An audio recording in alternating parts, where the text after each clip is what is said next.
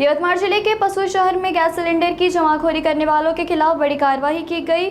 उड़न दस्ता दल, आपूर्ति विभाग और एलसीबी टीम ने संयुक्त कार्रवाई करते हुए पुसद के तेलुगु वसार क्षेत्र में छापा मारा। कई कार्यवाही में एक व्यक्ति ने पास में कुल 40 गैस सिलेंडर जब्त किए गए। ऐसी जानकारी यवतमाळ के जिलाधिकारी विकास मीना ने मीडिया से बातचीत करते हुए साझा की।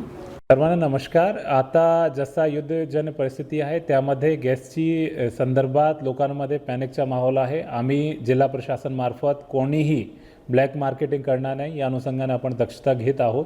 त्यामध्ये पोलीस प्रशासन आहे, आपला पुरवठा शाखाचे लोक आहे, ते प्रयत्न करत आहेत। कुठेही असा इलिगल साठा आला तो त्याच्यावर आपण इमिडिएट कारवाई करतोय। आता सध्या आज रोजी आपण पुसदमध्ये खाजगी व्यक्तीकडे 41 गॅस सिलेंडरची रिपोर्ट आपल्याकडे आली होती। इमिडिएटली आपली टीम त्या ठिकाणी गेली, पंचनामा करत आहोत आणि सिमिलरली त्यांच्यावर लगेच आपण आवश्यक वस्तू कायदा अंतर्गत आपण त्यामध्ये FIR दर्ज करणार आहे। जर अशी कोणीही इलिगल साठा गॅसचे सिलेंडर संदर्भात करत आहेत त्याची रिपोर्टिंग तुम्ही जिल्हा प्रशासनाला करवा आणि त्यासोबत तुम्ही याच्या संदर्भात आम्हाला रिपोर्ट केली तर आम्ही इमिडिएटली कारवाई करणार आहे। आणि प्रत्येकाचा माझा क्लिअर आव्हान आहे, आम्ही डेली त्याचा आढावा घेत आहेत।